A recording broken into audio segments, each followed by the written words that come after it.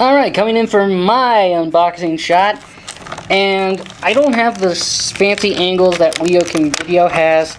I essentially just have the basic kind of flat scale thing. That plastic. I actually like this kind of plastic crinkling noise, but it's not like super cheap kind of stuff, okay? Come on. There we go. Finally got it out of its box. Alright, here's the track.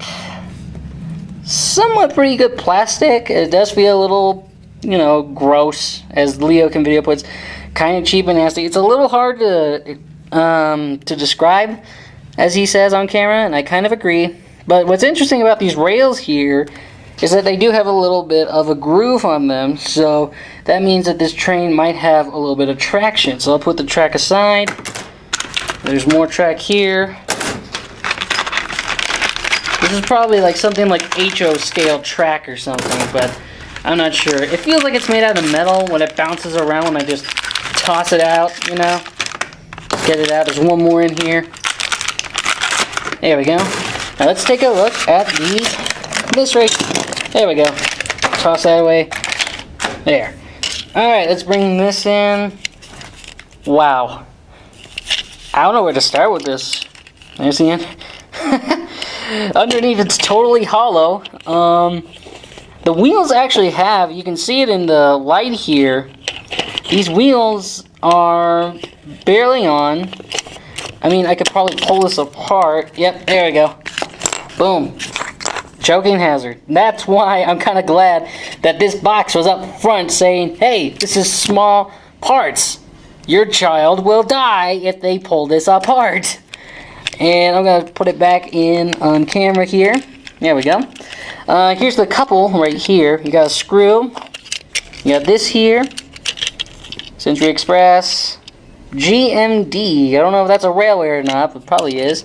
Here's the front. You can see that there's a little bit of paint that wound up from the top of the carriage here. Wound up getting all messed up. And here's something interesting. Here's these brake pieces here. I forgot what they're called, but you see there's two here, so there's supposed to be two wheels here, but if you look underneath, there's only one wheel. I mean, what the heck, man?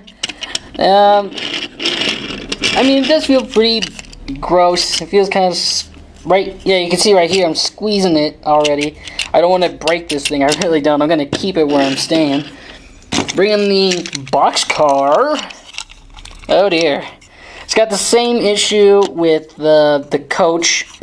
I know it's called carriages in the land over, in the land across the pond. I'm brain farting right now, but there's the couple. The couple, if I bring it in, it's actually kind of big. Most couples, they fall apart or whatever.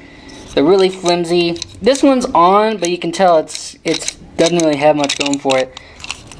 And it looks like this thing is either powered by silver or aluminum or something. I know that in Australia or England you'll call it aluminium or something, but it's got the same wheels, so to speak, as the coach here. In terms of, in the light, there's actually a groove on the wheels here. But it just doesn't feel right in my hands.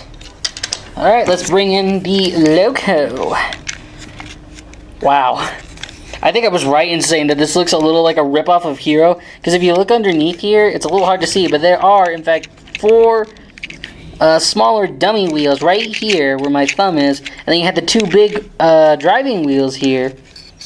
And I'm actually wrong. There isn't a traction wheel on this locomotive, but again, I say it's a rip of T.R.O, the number 51 engine from Japan. There's a funnel here, but I'm looking down. I don't think it's smokes or anything. There's the front. It's a little hard to see because, well, the curtains back here are closed, but there's enough light where you can see this. And okay, here's the switch here. It's a little hard to see. There it is. This switch is right here. And right now I don't have any batteries in it, but I'll slap a couple of batteries in here. And let's see if it makes any noise or not.